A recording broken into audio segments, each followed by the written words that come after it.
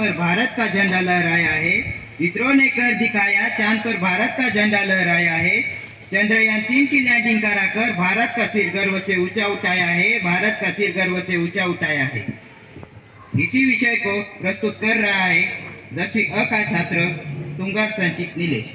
बेहतरीन प्रयासों का परिणाम भारतीय वैज्ञानिकों की शान। बेहतरीन प्रयासों का परिणाम भारतीय वैज्ञानिकों की शान। चंद्रमा की ओर बढ़ता कदम, उन्होंने दिखाई विज्ञान की पहचान, उन्होंने दिखाई विज्ञान की पहचान। जी हाँ, आपने सही सोचा। मैं बात करने वाला हूँ चंद्रयान 3 की सफलता के बारे में।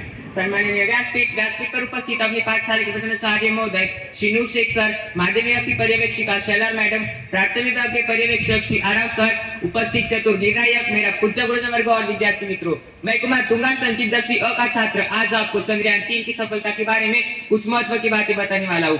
सपने वह नहीं जो नींद में देखे जाते हैं, सपने वह नहीं जो नींद में देखे जाते हैं, बल्कि सपने वह होते हैं जो पूर्ण किए बिना हमें नींद नहीं आती, जो पूर्ण किए बिना हमें नींद नहीं आती। अर्थात भारतीय वैज्ञानिकों ने अपनी पूरी मेहनत और लगन से मिशन चंद्रयान 3 पर काम किया। इस मिशन को भारत का महत्वाकांक्षी और सफलता मिशन बनवाया। अपने पूर्वतीय चंद्रयान 1 और चंद्रयान 2 के नक्शा कदम पर चलते हुए उन्होंने इस मिशन को चंद्रमा की दक्षिण ध्रुवों पर पहुंचाया और अपने भारत का नाम पूरे विश्व में रोशन किया। इतना ही नहीं तो इतिहास भी रच दिया। इस तकनीकी सफलता को चिन्हित करने के लिए भारत सरकार ने हर वर्ष 23 अगस्त को राष्ट्रीय अंतरिक्ष दिन घोषित किया। लोग पुनः आ गए चंद्रमा हम चंद्रयान का अभियान लिए, लोग पुनः आ गए चंद्रमा हम चंद्रयान का अभियान लिए। मेरे भारतीय वैज्ञानिकों की कर्मशक्ति पर विश्वास किए, मेरे भारतीय वैज्ञानिकों की कर्मशक्ति पर विश्वास किए। तो दोस्तों, चंद्रयान 3 को 14 जुलाई 2023 को भारत के सतीश धवन अंतरिक्ष केंद्र से लॉन्च किया गया था। विक्रम लैंडर ने 23 अगस्त 2023 को शाम 6:30 बजे चंद्रमा की सतह पर सॉफ्ट लैंडिंग पाई थी। विभिन्न इन सिटू इस प्रयोग को करने के बाद 2 सितंबर 2023 को रोवर को निष्क्रिय कर दिया गया। इसरो ने अपने विक्रम लैंडर के साथ चंद्रमा की सतह पर सॉफ्ट लैंडिंग करने के लिए इस परियोजना की शुरुआत की, जिसमें प्रयोग करने और मूल्यांकन डेटा इकट्ठा करने के लिए प्रज्ञान रोवर को तैनात किया। भारत की तरक्की में है इसरो का बड़ा योगदान, भारत की तरक्की में है इसरो का बड़ा योगदान। जो कोई नहीं कर पाया वह कर दिखाया चंद्रयान, वह कर दिखाया चंद्रयान। चंद्रयान में से रोवर को निकलने में 1 दिन का समय लगा। उसमें से और भी कई यंत्र निकले, जिसमें रंबा शामिल है। रंबा ने चांद के वातावरण का अध्ययन किया। इसरो के चीफ के मुताबिक इस मिशन के समय उन्हें 2 मुश्किल घड़ियां झेलनी पड़ी। उसमें से एक मुश्किल घड़ी यानी उपग्रह को अंतरिक्ष में ले जाना और दूसरी मुश्किल घड़ी यानी चंद्रमा की सतह पर सॉफ्ट लैंडिंग करवाना। दोस्तों, आप में से किसी को पता है चंद्रयान के सफलता लैंडिंग के लिए 23 अगस्त की तारीख क्यों चुनी गई? हाँ बोलो आप में से किसी को मालूम है? नहीं ना?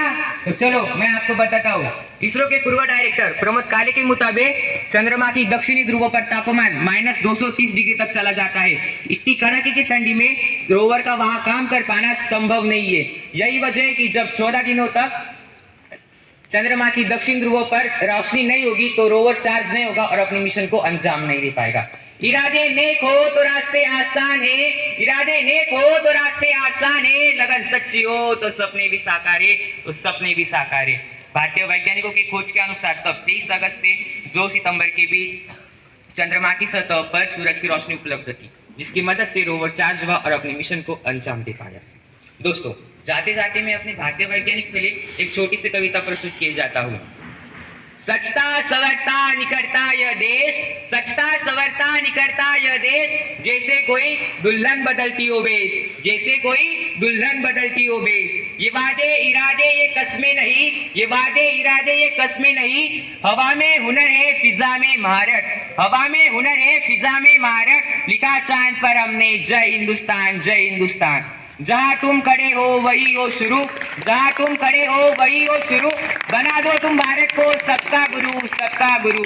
अमर वो अटल वो अमिट दास्तान, अमर वो अटल वो अमिट दास्तान, जिसकी पन्नों पर लिखा हो जय हिंदुस्तान, जय हिंदुस्तान। दोस्तों, सबसे महत्व की बात यानी 20 सितंबर से 10 सितंबर तक चंद्रमा की दक्षिण ध्रुव पर रोशनी उपलब्ध थी, जिसकी मदद से 24 घंटे और 3 मिनट की कष्ट के बाद वैज्ञानिकों ने अपनी पूरी मेहनत से रोवर को क्रिया में लाया और अपने मिशन को फिर एक बार अंजाम दिया। तो क्यों ना बजाई जाए उन वैज्ञानिकों के लिए तालियां।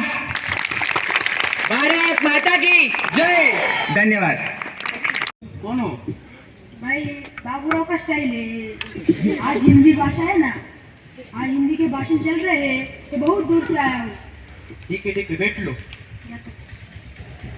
अब आपके सामने आ रही है 9वीं अ की छात्रा खापरे वैभवी अमोल। इसका विषय है धर्मवीर शंकरराव काळे साहब का योगदान। खोज रहा है तू दुनिया में जो तेरे अंदर है, क्यों खोज रहा है दुनिया में जो तेरे अंदर है, क्यों देख रहा है औरों को जो तेरे भीतर है, जो तेरे भीतर है। आलस्य तेरा दुश्मन है तो पुरुषार्थ से दोस्ती कर, आलस्य तेरा दुश्मन है तो पुरुषार्थ से दोस्ती कर। जीवन का ये रहस्य समझ और खुशियों से नाता जोड़, खुशियों से नाता जोड़। किसी भी महान व्यक्तित्व का जीवन से परिचय करके तो देखो, आपको आपके जीवन का सार समझ में आएगा, आपको आपके जीवन का सार समझ में आएगा। ऐसे ही महान व्यक्ति हमारे कर्मवीर शंकर काले साहब जी, विद्यालय के प्रधानाचार्य जी श्री नूर शेख सर, माध्यमिक विभाग की पर्यवेक्षिका शेलार मैडम, प्राथमिक विभाग की पर्यवेक्षक श्री आढ़ाव सर, आदरणीय परीक्षक, सभी अध्यापक अध्यापिका और मेरे प्रिय मित्रों, मैं खापरे वैभवी अमोल कक्षा 9वीं की छात्रा आज आपके सामने हमारे संस्था के संस्थापक कर्मवीर शंकरराव काले साहब जी का योगदान इस विषय पर अपने मनोगत व्यक्त करने के लिए यहाँ उपस्थित हूँ। कर्मवीर शंकरराव काले साहब जी का जन्म 6 अप्रैल 1921 में माहेगांव देशमुख के इस छोटे से गांव में हुआ था। उनका पूरा नाम शंकरराव देवराम काले था तथा उनके माताजी का नाम राधाबाई काले था। वे बचपन से ही बुद्धिमान थे। उनके पिताजी ने उन्हें शिक्षा के संपूर्ण अवसर दिए। इस अवसर का लाभ उठाते हुए उन्होंने BSc, BE जैसी सिविल डिग्री की उपाधि प्राप्त कर ली थी। शिक्षा पूर्ण होने के बाद 2 साल तक सरकारी नौकरी की, लेकिन समाज सेवा का विचार उन्हें चुप बैठने नहीं दे रहा था। स्वतंत्रता आंदोलन में सक्रिय कार्यकर्ताओं की उन्होंने मदद की। पत्रक भेजना, खबरें पहुंचाना आदि काम उन्होंने अपनी जान की परवाह न करते हुए किए। देश के स्वतंत्रता के बाद संयुक्त महाराष्ट्र निर्मित में भी योगदान दिया। आगे चलकर उन्होंने सोचा कि अपने परिसर की प्रगति होनी चाहिए। आम लोगों की आर्थिक स्थिति में सुधार होना आवश्यक था। उस समय सहकारिता गतिविधियों का महत्व ध्यान में रखते हुए उन्होंने सहकारिता तत्व पर सन 1921 में पेवाड़ी में गौतम पब्लिक स्कूल की स्थापना की। गौतम पब्लिक स्कूल से आज तक हजारों विद्यार्थियों ने अपना जीवन सफल किया है। आज तक हजारों विद्यार्थियों ने अपना जीवन सफल करके देश और विदेश में अपना और अपने विद्यालय का नाम रोशन कर रहे हैं।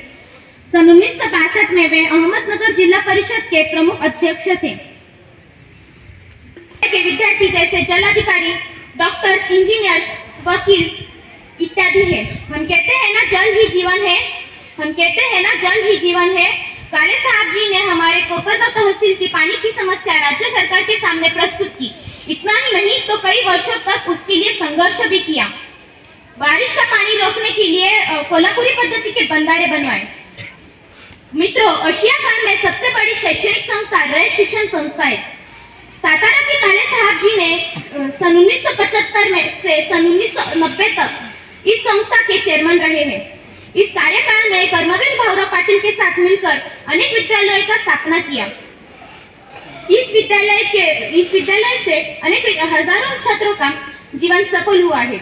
लगभग जीवन के सभी क्षेत्रों में उनका योगदान रहा है। आध्यात्मिक क्षेत्र में भी उनका योगदान था। माहेगांव देशमुख में हनुमान मंदिर, महादेव मंदिर की स्थापना की। माहेगांव देवी में रेणुका माता मंदिर की पुनर्निर्माण किया। काले साहब जी ने अपना सारा जीवन समाज के उन्नति में व्यतीत किया। उसके लिए उन्हें पुणे विश्वविद्यालय के द्वारा जीवन गौरव पुरस्कार के साथ सम्मानित किया गया था। कर्मवीर शंकरराव काले साहब जी को वंदन करती हूँ। धन्यवाद। बारिश ऐसी हो कि समंदर में तूफान आ जाए और तालियां ऐसी बजे कि महफिल में जान आ जाए और तालियां ऐसी बजे कि महफिल में जान आ जाए। प्रकाश की शक्तियों से उत्तम है। ज्ञान ऐसा धन है जो बांटने से बढ़ता है, इसे कोई छीन नहीं सकता। इसी ज्ञान का महत्व प्रस्तुत करने आ रहे हैं 9वीं क का छात्र गाढ़े सूरज संजय। इसके विषय का नाम है ज्ञान ही सर्वश्रेष्ठ शक्ति है। कि प्राण अभिशेष है, मान अभिशेष है। उठा ले तू ये ज्ञान का धनुष, उठा ले तू ये ज्ञान का धनुष। एक कण भी और कुछ मांग मत भगवान से, ज्ञान की कामना पे लगा दे तू ये विजय का तिलक। काल के कपाल पे लिख दे तू गुलाल से कि रोक सकता है कोई तो रोक के दिखाए मुझे, हक छीनना आया है तो छीन के बताए मुझे, ज्ञान के मंच पे सब एक समान है। स्कूल के आदरणीय प्रधानाचार्य जी, प्रगाढ़ ज्ञानी परीक्षक, प्राथमिक एवं माध्यमिक विभाग के पर्यवेक्षक पर्यवेक्षिका और मेरे आदरणीय गुरुजनों को आदरपूर्वक नमन करते हुए मैं कक्षा 9वीं का छात्र सूरज संजय गाड़े आपके सामने ज्ञान ही सर्वश्रेष्ठ शक्ति है इस विषय पर अपने विचार प्रस्तुत करने जा रहा हूँ। एक बहुत प्रसिद्ध मुहावरा है कि ज्ञान ही शक्ति है, जिसका मतलब है कि ज्ञान में काफी शक्ति है और यह संसार के सभी भौतिक शक्तियों को जीतने की क्षमता रखती है। यदि व्यक्ति को केवल एक बार यह शक्ति प्राप्त हो जाए तो उसे दुनिया की किसी वस्तु से डरने की आवश्यकता नहीं है और यह समाज के सभी भौतिक शक्तियों को जीतने की क्षमता रखती है। हमें परिस्थितियों का समाधान करने के लिए आसान और प्रभावी तरीकों के द्वारा ज्ञान हासिल करना होता है और यह जीवन के प्रत्येक पहलू में अपनी एक महत्वपूर्ण भूमिका निभाता है। सिंबल ऑफ नॉलेज के रूप में जिन्हें जाना जाता है वो महामानव डॉक्टर बाबा साहेब अम्बेडकर जी ने कहा है, ज्ञान वो शेरनी का दूध है जो पिएगा वो दहाड़ेगा। मुट्ठी में सपने लेकर भरकर जेबों में आशा है, दिल में अरमान यही कि कुछ कर जाए। सूरज सा तेज नहीं मुझ में दीपक सा जलता देखोगे, सूरज सा तेज नहीं मुझ में दीपक सा जलता देखोगे। अपनी हद रोशन करने से तुम मुझे कब तक रोकोगे। अज्ञानी लोग थोड़ा सा काम शुरू करते हैं किंतु बहुत ज्यादा व्याकुल होते। शेक्सपियर ने लिखा है कि अज्ञानी अंधकार है। प्रसिद्ध दार्शनिक प्लूटो ने कहा है कि अज्ञानी होने से जल न लेना ही अच्छा है, क्योंकि अज्ञानी समस्त विपत्तियों का मूल है।